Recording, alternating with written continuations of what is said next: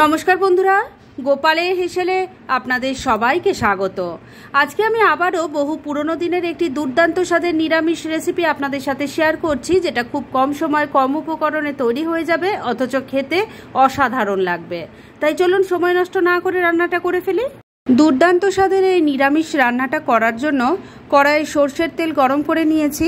এবার এর মধ্যে প্রথমেই একটু আলুর টুকরো ভেজে নেব। আমি এখানে একটাই বড় সাইজের আলু নিয়েছি, সেটাকে টুকরো করে কেটে নিয়েছি। সমস্ত আলুর টুকরো দিয়ে দিলাম। এবার আলুর টুকরোগুলোকে মিডিয়াম ফ্লেমে রেখে ভালো করে ভাজা ভাজা করে নিচ্ছি। 2-3 মিনিট সময় নিয়ে আলুর টুকরোগুলো ভাজা ভাজা করে নিয়েছি। এবার এর মধ্যে দিয়ে দিলাম পেঁপের টুকরো। আলু যেভাবে কেটেছি ঠিক পেঁপেটাকেও সেভাবে কেটে নিয়েছি। আর এখানে একটা ছোট সাইজের পেঁপে আছে, সেটাকে টুকরো করে কেটে নিয়ে দিয়ে দিলাম। এর সাথে দিয়ে দিলাম স্বাদমতো নুন। এবার সব কিছু খুব ভালো করে মিশিয়ে নিয়ে আবারও একটু ভালো করে ভাজা ভাজা করে নিচ্ছি।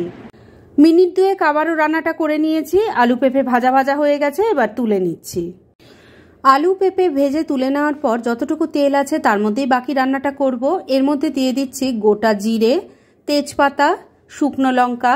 এর সাথে দিয়ে দিলাম গোটা গরম মশলা, যার মধ্যে আছে এলাচ, লবঙ্গ, দারচিনি, আর দিয়ে দিচ্ছি সামান্য একটু হিং।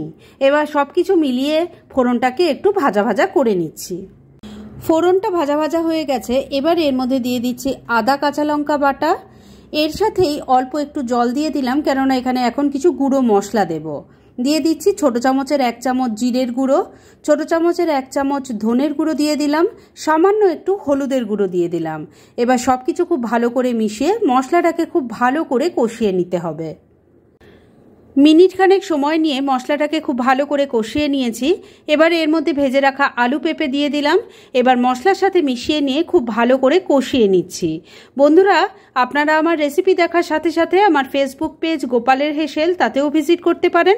ডেসক্রিপশন বক্সে লিংক দেওয়া আছে। মিনিট 2 সময় নিয়ে মশলার সাথে সবজিটাকে খুব ভালো করে মিশিয়ে কষিয়ে নিয়েছি।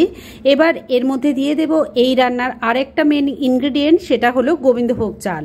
আমি এখানে 1/2 কাপ গোবিন্দভোগ চাল নিয়েছি। সেটাকে ভালো করে ধুয়ে পরিষ্কার করে ছাঁকনির মধ্যে রেখে দিয়েছিলাম, যাতে এক্সট্রা জলটা বেরিয়ে যায়। এবার সেই চালটা এর মধ্যে দিয়ে দিলাম। সব কিছুর সাথে খুব ভালো করে মিশিয়ে আবারও একবার খুব ভালো করে কষিয়ে নেব। আলু পেঁপের সাথে গোবিন্দভোগ চালটাকে ভালো করে মিশিয়ে কষিয়ে নিয়েছি। এবার এর মধ্যে গ্রেভির জন্য জল দিয়ে দেব। এই রান্নাটা কিন্তু মাখা মাখা একটা রান্না হয়, তবে চাল, আলু, পেঁপে সব সেদ্ধ হতে হবে, সেই বুঝে জল দেবেন।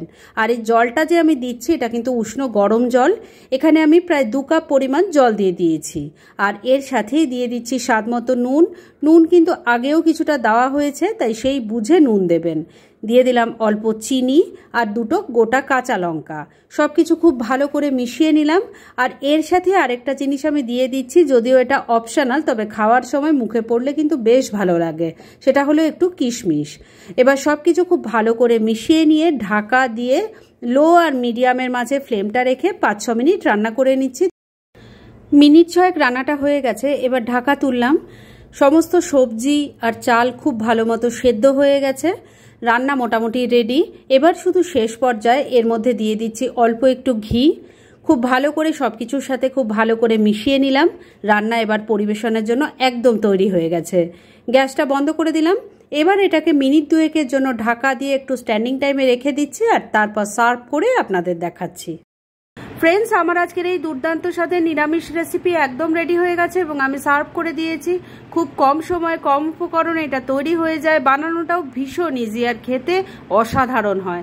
সেটা একবার ট্রাই করলেই বুঝতে পারবেন। তাই দেরি না করে পারলে এটা আজই একবার ট্রাই করে ফেলুন, আর তারপর কেমন লাগলো সেটা প্লিজ কমেন্ট করে জানাবেন। এরকম ধরনের অনেক ভালো ভালো নিরামিষ রান্নার রেসিপি আপনারা গোপালের হেসেল সার্চ করলেই পেয়ে যাবেন, যার মধ্যে থেকে কিছু কিছু আমি সাজেস্টেড বক্সেও দিয়ে দেব, সেখান থেকেও আপনারা দেখে নিতে পারেন। তাই গোপালের হেসেল অবশ্যই ভিজিট করুন। আর আপনারা কেমন ধরনের রেসিপি চাইছেন সেটাও কিন্তু আমাকে জানাতে পারেন। আমি চেষ্টা করব সেই সব রেসিপিগুলো আপনাদের সাথে শেয়ার করার। আর আমার আজকের এই রেসিপি যদি আপনাদের ভালো লাগে আর ইউজফুল বলে মনে হয়, তাহলে যারা এখন আমার চ্যানেলটাকে সাবস্ক্রাইব করেননি তারা প্লিজ সাবস্ক্রাইব করুন। তাহলে আজকের মতো এখানেই শেষ করছি। পরদিন আবার এরকমই কোনো ভালো রেসিপি নিয়ে চলে আসবো।